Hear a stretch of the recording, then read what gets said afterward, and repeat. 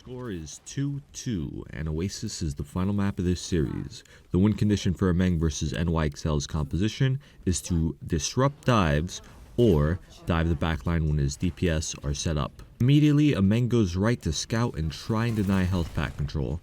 In fear for his life, he quickly grapples away and just so happens to catch Mano in the wrong place at the wrong time. With this pick, he pushes the advantage and tries to free up map space for his team.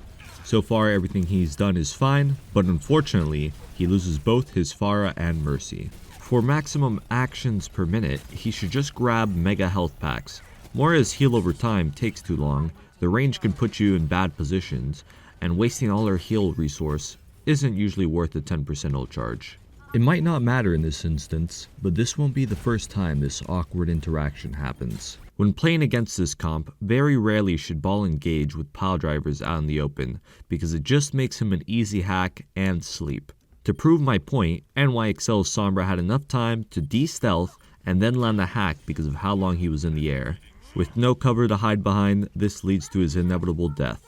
Ameng's entry death is the main reason this fight is lost. The proper way to engage against this would have been to set up deeper and then fireball through the back line.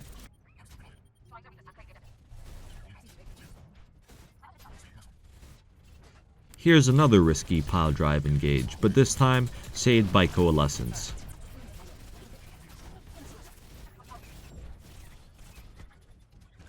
This was very awkward. I get that they wanted to farm Coalescence again, but all it takes is Tracer being a little closer and the hamster is dead. So the big mistake from earlier happens again. Pharah hits some damage on the enemy supports, calls us out, and Ameng once again goes for maximum airtime. But this time, he changes things up by committing a zoning minefield. Because of this one-dimensional engage, he is slept on landing and immediately solo EMP'd right after. You can guess how the rest of this fight goes and the rest of this round, because they don't get another fight after. The score is now 1-0 in favor of NYXL. The Hunters are swapping out Pharah in favor of Ashe, and the Moira in favor of Zenyatta. The win condition for Ameng versus NYXL's composition is disrupting dives and in some instances, denying heals from the enemy.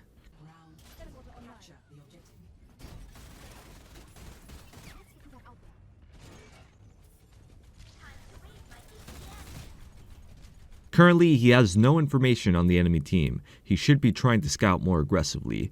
Worst case, a Sombra de-stealths to hack him. All he has to do is shoot her and run. It's very important he knows exactly where the dive is coming from so he can disrupt it. If we play this frame by frame, it really looks like the follow-up interaction was a coincidence and not him reactively peeling a dive. But we'll pretend this wasn't a coincidence and that maybe someone called out that exact dive, that exact direction at that very moment in time, in which case, good job, it might have won them the fight.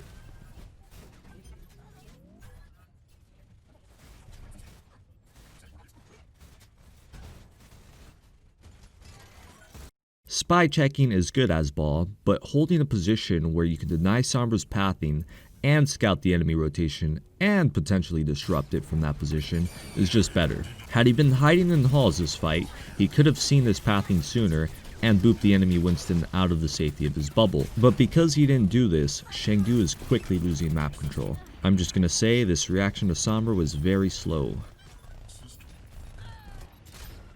At this point in time, the fight was pretty much lost, so him dying here isn't the end of the world. On the retake, he baits the objective, then runs to his team. The Hunters pretty much win this fight from when they counter the enemy EMP with Transcendence and an EMP of their own. Here, Ameng face tanks the enemy's shotgun tank and loses more than half his health.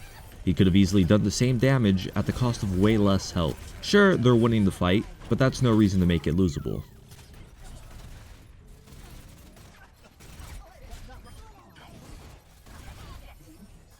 Again, we're playing back what happened the first time they lost the fight. Instead of being set up and scouting, Ameng is still spy checking, which results in the enemy tanks once again closing in the distance for a free dive onto the backline. He then proceeds to use Minefield to stop a dive that has already happened. This could have all played out differently had he set up halls and mined before the dive. The rest of this fight is just stalling, but I have to critique the fact that Ameng is a little too piledriver happy and kinda just insta-dies. He could have farmed more and stalled more if he just goes for roll-throughs. Unlike piledriver, it won't make him an easy target. It looks like he's scouting for translocator, which is a good play. He should be looking to bait the objective here, then dive, but it looks like he goes for a blind grapple onto high ground, which then turns into an awkward engage. He mechanically misplays this engage on two fronts. The first one being that grapple point was just bad. This isn't just a mistake, it's a lack of experience. Better players have messed up the grapple to high ground enough times to where they just learn a set spot that won't mess up. As an attempt to recover, he then goes for piledriver onto high ground tech and fails. We could chalk it up to unlucky, but the way he flopped it makes it seem more like inexperience. Coming into this fight with only Valkyrie versus EMP Nano, it seems unwinnable, but quite the contrary. The Hunters trade their Ashe for the enemy Ana, so if anything, this fight is still very winnable, despite the earlier blunder. Ameng forces out the enemy Sombra, secures high ground, and only needs 10% on Minefield. Immediately, he notices the enemy Winston sleeping, and instead of pile driving him, the one time he needed to, he walks off high ground, shoots Winston, and because he kites into the enemy team and away from his team, he gets hacked. Elsa frantically uses every cooldown he can to try and save Ameng from the feeding he's committed, but like a golden corral on a Sunday, the people are hungry and they devour him. Like hamster souffle. With no diva to protect him, Hyo is next to visit death. The domino effect goes on until eventually, NYXL wins. I have a lot of people ask me what I think of his Wrecking Ball, and if I'm being brutally honest, this guy has never deserved the hype he's gotten. What I mean by this is, you can get any GM hamster one trick off ladder, teach him a few words of Chinese, and after a month or so, he'll be just as good, or maybe even better than this guy. As you saw from this video, by my standards, his macro, micro, and mechanical gameplay are all mediocre at best. As I was making the script for this video, I thought, maybe I'm being too harsh, this guy's probably trying his best, but then it clicked with me. This guy is getting paid bank to represent the best Overwatch has to offer, yet he's not even that good at the one hero he plays. So now to answer the follow-up question, yes, if it were me playing Wrecking Ball, Chengdu would have won this series. Anyways, I hope you guys enjoyed this video. I had fun making it. A bit of an antagonistic approach this time around, but it was still fun regardless. And we'll see how it goes. Until next one, take it easy. Bye-bye.